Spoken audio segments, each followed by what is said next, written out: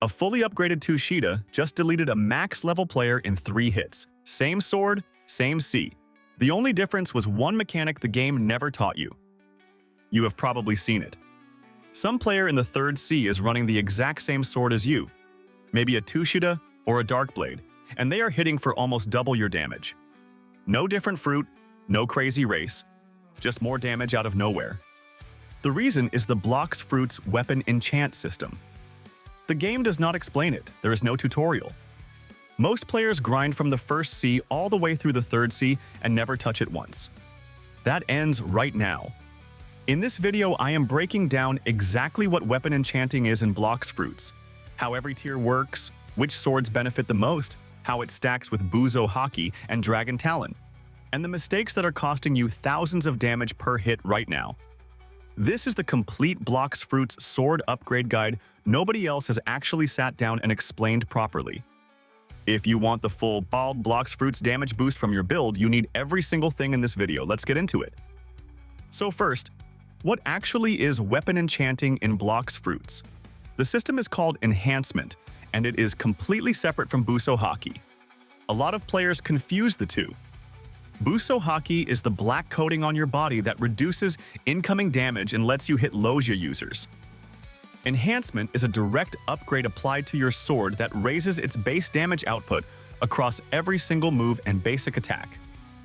When you enchant a sword, you are permanently raising its damage multiplier.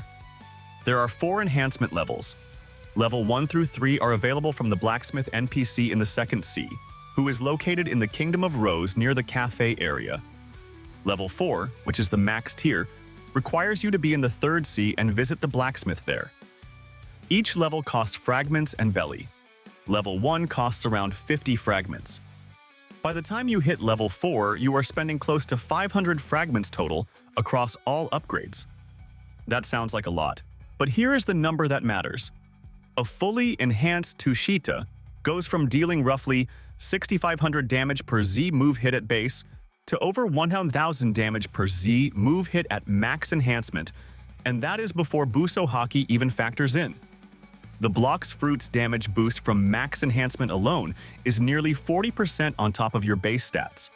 If you skipped this and you are sitting at level 4 of your sword mastery, wondering why your damage feels low? This is exactly why. Now let's talk about which swords actually gain the most from the Blox Fruits weapon enchant system. Because not every blade benefits equally. The 2 biggest winners are Tushita and Yama, the dual legendary swords from the 3rd C.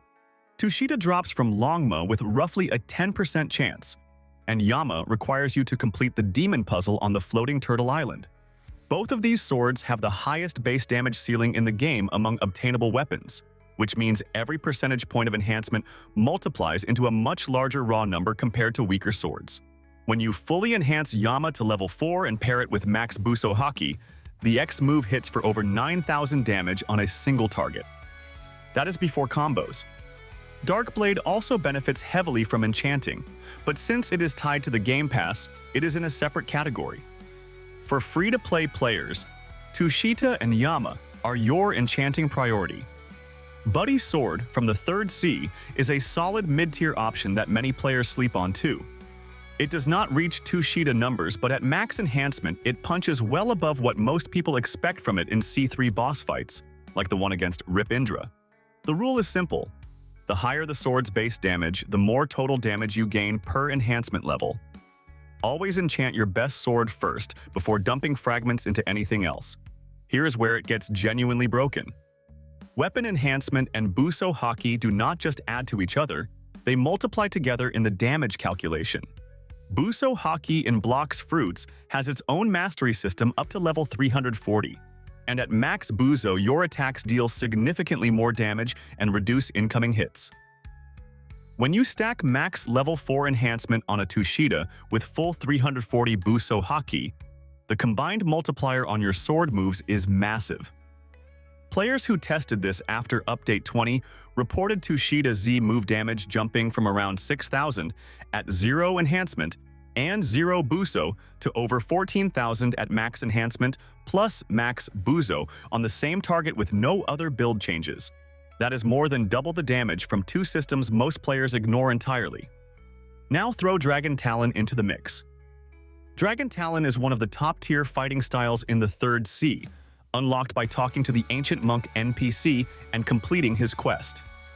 Dragon Talon Z move deals AoE fire damage, and when you combo it off an enhanced Tushita opener, the burst window is enough to chunk even high-health bosses like the Cake Queen in seconds. The Enchant is what makes that combo viable. Without it, your sword damage is too low to force the Cake Queen into her second phase fast enough before she regens. This stack is not a theory. It is the actual meta for 3rd C sword mains right now. Let's get practical.